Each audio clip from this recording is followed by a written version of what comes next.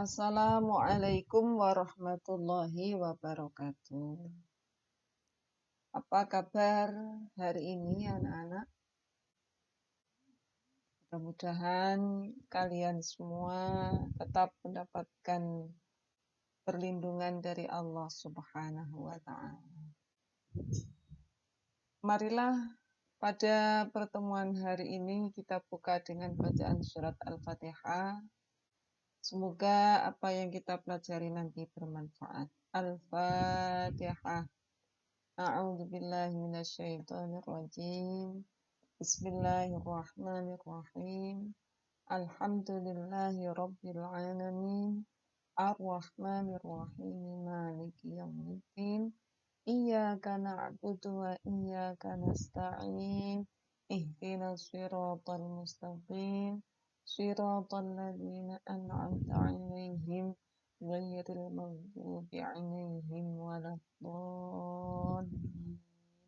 Rabbi ighfirli wa liwalidayya wa lil mu'minin.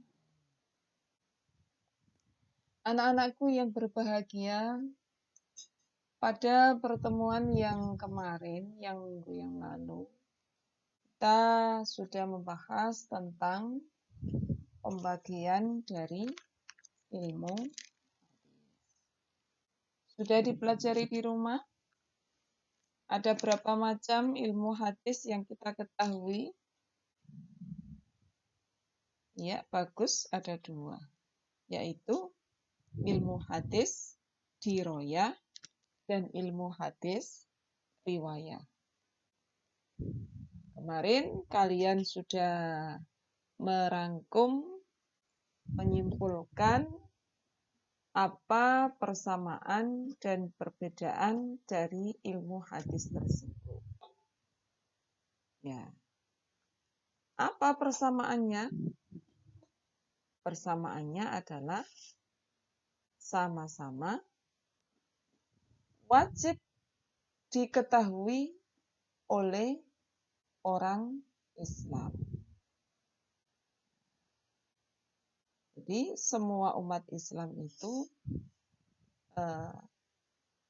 hukumnya fardu ain untuk mempelajari ilmu hadis ini apabila orang itu sendirian. Artinya dia hidup ya dalam bukan di dalam komunitas, bukan di dalam masyarakat. Misalnya umpama kalian itu hidup menyendiri di sebuah daerah, maka bagi orang ini, bagi kalian ini wajib mengetahui ilmu hadis. Tetapi apabila kalian hidup dalam sebuah masyarakat, maka hukum mempelajari ilmu hadis ini adalah fardu kifayah. Apa artinya fardu kifayah? Apabila di antara kita sudah ada yang mengetahui, ya, sudah ada yang memahami, maka gugur kewajiban bagi yang lain. Tapi tidak kemudian kita mengandalkan yang lain saja, saya nggak usah belajar karena Pak itu, Bu itu sudah paham, jadi saya nggak usah. Tidak begitu. Jadi kita tetap berupaya untuk mengetahui ilmu ini. Karena kalian adalah penerus dari kami-kami. Ya. Dari Mustafa Al-Ghalayani berkata, Syubbanul yaum rijalul ghad. Pemuda yang sekarang adalah pemimpin di masa yang akan datang. Kalianlah nanti yang meneruskan estafet pendidikan, keilmuan yang ada di muka bumi ini. Nah, kemudian perbedaannya banyak, ya. Ada objeknya berbeda, manfaatnya berbeda, penulisnya juga berbeda. Kalau ilmu hadis diroyah ditulis pertama kali oleh Beliau yang bernama Abdul Qadi Al-Qadi Abu Muhammad Al-Hasan bin Abdurrahman Ar-Romahurmuzi. Ya. Kalau ilmu hadis riwayah, ya, yang menulis pertama kali adalah Imam Muhammad bin Syihab Az-Zuhri. Objeknya berbeda. Kalau ilmu hadis riwayah, objeknya adalah sanad dan matan, ya, sanad dan matan, sehingga kita bisa mengetahui apakah hadisnya itu sahih, hasan atau dhaif. Nah, sehingga manfaatnya adalah ya kita bisa memahami, bisa membedakan mana itu hadis yang sahih, mana hadis yang hasan, mana hadis yang dhaif. Sebaliknya, ilmu hadis riwayah ini objeknya adalah pribadinya Nabi. Ya. Jadi, karena pribadinya Nabi, maka manfaat yang diperoleh adalah terhindar dari mengutip hadis yang bukan dari Nabi. Memangnya ada hadis yang bukan dari Nabi? Maksudnya hadis itu disandarkan bukan kepada Nabi, tapi disandarkan kepada sahabat atau disandarkan kepada tabi'in. Nah, pada pertemuan kali ini kita masuk pada unsur-unsur hadis. Oke. Ada 3 macam unsur hadis, yaitu rawi. Apa itu rawi? Rawi adalah orang yang menyampaikan, ya, atau menuliskan sebuah hadis dalam sebuah kitab. Ini orang-orang yang menyampaikan hadis atau menulis hadis dalam kitab yang mereka susun. Nah, para rawi ini, ya, sebagaimana yang telah dijelaskan oleh ulama hadis adalah Imam Bukhari, Imam Muslim, kemudian ada Imam At-Tirmidzi, An-Nasa'i, Ibnu Majah, Abu Dawud, ada Imam Ahmad. Ini adalah para perawi hadis yang disepakati oleh ulama sebagai perawi-perawi yang perawi-perawi yang masuk kategori apa? Perawi yang kelas atas. Siapa tadi? Imam Bukhari, ya. Imam Muslim. Kemudian siapa tadi? Abu At-Tirmidzi, ya. An-Nasa'i. Kemudian Ibnu Majah. Terus apa lagi? Imam Ahmad. Nah, perawi ini, ya, mendapatkan hadis itu dari guru-guru atau dari para senior-senior yang di atasnya. Jadi, Imam Bukhari itu mendapatkan sebuah hadis itu dari gurunya. Gurunya dari gurunya lagi, gurunya lagi dari gurunya lagi, terus sampailah pada Rasulullah. Oke. Kemudian ada unsur yang kedua adalah matan hadis. Matnul hadis. Apa itu? Pembicaraan atau materi ya, materi berita yang di-over, yang dipindah oleh sanad yang dha'if.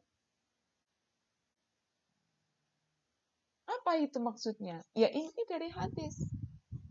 Baik itu berupa pembicaraannya Rasulullah, ya, kalau itu hadis disandarkan kepada Rasulullah, atau pembicaraan sahabat, karena hadisnya disandarkan kepada sahabat, atau tabi'in, karena hadisnya disandarkan kepada tabi'in.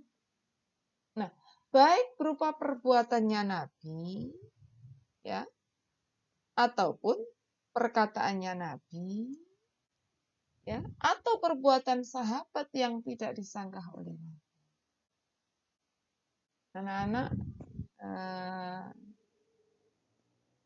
hadis itu pada dasarnya adalah segala sesuatu yang datang dari Nabi. Ya, segala sesuatu yang datang dari Nabi, baik berupa perkataan, perbuatan, maupun ketetapan. Nah, apa itu ketetapannya Nabi? Ketetapannya Nabi itu adalah perbuatannya sahabat yang tidak disanggah. Jadi tidak disanggah oleh Nabi. Nabi mengiyakan. Nabi mendiamkan. Mendiamkan itu artinya Nabi menyetujui. Itu namanya ketetapannya Nabi. Nanti pada pelajaran yang akan datang akan ada pembahasan tentang macam-macam hadis. Nah, di dalam pembahasan macam-macam hadis itu nanti kalian akan mengetahui sebenarnya hadis itu ada yang cukup, ada yang hanya disandarkan kepada sahabat. Nah, namanya nanti ada, kalau saya sebutkan istilahnya di sini ya nggak apa-apa, tapi jangan menjadi bingung ya. Nah, jadi besok itu ada istilahnya hadis marfu. Hadis marfu itu hadis yang disandarkan kepada Rasulullah. Ada hadis mauquf. Mauquf itu hadis yang disandarkan kepada sahabat. Dan ada maqtu'. Maqtu' itu disandarkan kepada tabi'in. Kalau mau ditanya, apakah semua tipe-tipe hadis itu tingkatannya sama? Jelas jawabannya tidak. Yang tingkatan paling tinggi adalah yang disandarkan kepada Rasulullah. Yang disandarkan kepada sahabat itu kan bisa jadi itu pernyataan sahabat sendiri. Cuman kita meyakini bahwa pernyataan sahabat maupun tabi'in itu berlandaskan kepada apa yang disampaikan oleh Rasulullah. Baik. Selanjutnya, untuk unsur yang ketiga adalah sanad. Sanad itu adalah jalan yang dapat menghubungkan matan hadis kepada Nabi Muhammad Shallallahu Alaihi Wasallam. Nah, ini biar tidak bertele-tele, monggo langsung dilihat ini ada contoh. Contoh, ya. Contoh, Bismillahirrahmanirrahim. Haddatsana Muhammad ibnul Musanna. Haddatsana menceritakanlah kepadaku. Siapa yang menceritakan? Muhammad ibnul Musanna, Muhammad bin Musanna. Qala dawu sapa Muhammad ibnul Musanna haddatsana nyeritani na ing ingsun sapa Abdul Wahab As-Saqafi.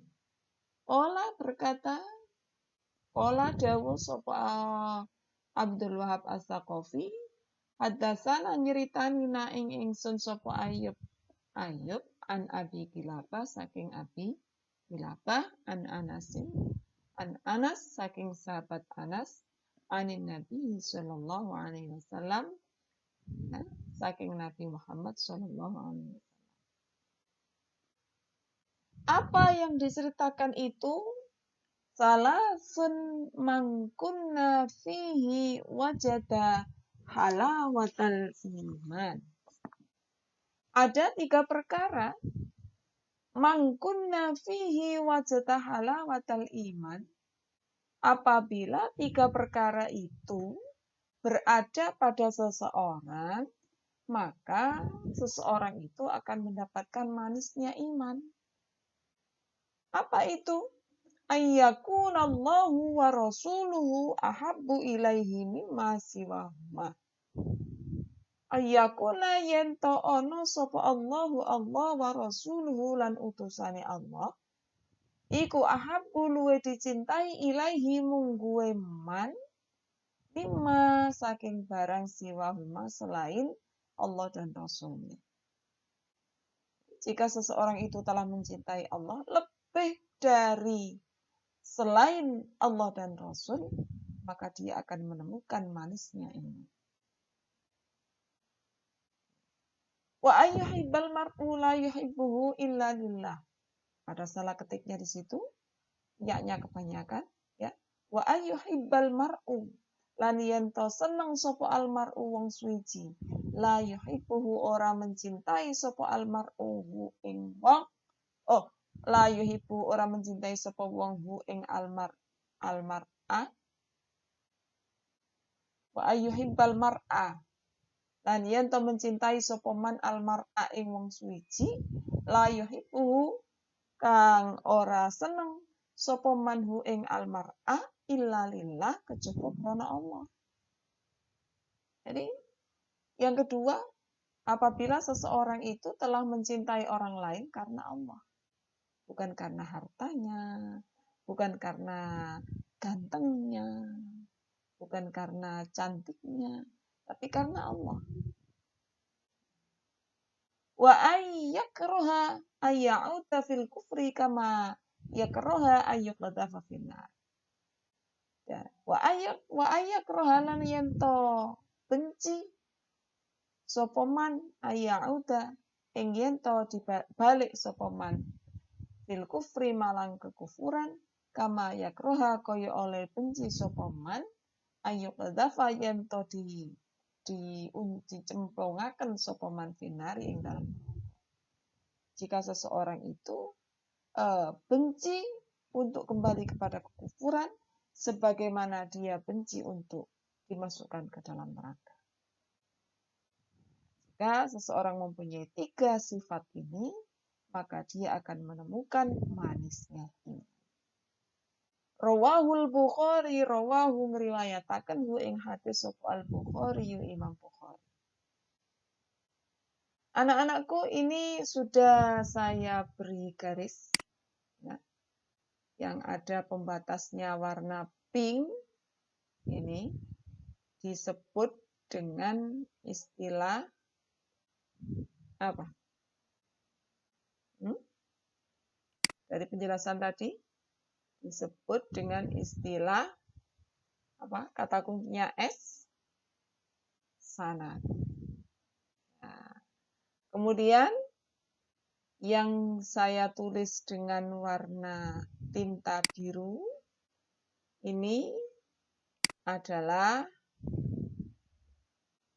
M. Apa itu M? Matan. Nah, yang ditulis dengan warna hijau ini adalah rawi. Artinya sini Imam Bukhari ya, ini meriwayatkan hadis. Apa bunyi hadisnya? Salasun man kunna sampai ayyuk qadhafa finnar. Ini bunyi hadisnya, matan hadisnya. Nah, hadis ini diperoleh dari sebuah sanad. Tadi sudah dijelaskan sanad itu adalah jalan menuju hadis. Nah, ini hadis ini berasal dari siapa? Imam Bukhari mendapatkannya dari Anas, dari sahabat Anas. Dari Muhammad.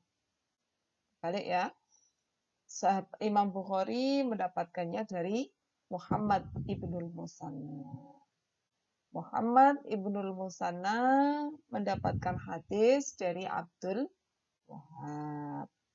Abdul Wahab mendapatkan hadis dari Ayyub. Ayyub mendapatkan hadis dari Abi Kilabah. Abi Kilabah mendapatkan hadis dari sahabat Anas bin Malik. Dan sahabat Anas bin Malik menerima hadis ini dari Rasulullah Muhammad Sallallahu Alaihi Wasallam. Gimana, anak-anak? Kira-kira bisa dipahami? Ya, ini unsur-unsur hadis. Ada sanad, ya, ada matan, dan ada rawi. Sebagai bahan latihan, ya, saya minta kalian mencari hadis dalam kitab-kitab hadis yang kalian miliki. Oke, terserah hadis apa, kitab hadis apa, pokoknya yang kalian miliki. Ya. Kemudian satu saja ditulis, yang lengkap ada sanadnya, ada matannya, dan ada perawinya. Ya, kalau bisa sekalian mencari kitab yang komplit. Jadi perawinya itu jelas. Kemudian sanadnya juga jelas. Baiklah anak-anakku, demikian apa yang bisa saya sampaikan pada hari ini. Mudah-mudahan bermanfaat. Oke. Nah, nanti seperti biasa, jika kalian sudah bisa menulis sebuah hadis, nanti kirim fotonya ke link yang ada di WA. Ya, link yang sudah saya bagi minggu yang lalu. Oke. Akhirnya, ihdinas shiratal mustaqim. Wassalamualaikum warahmatullahi wabarakatuh.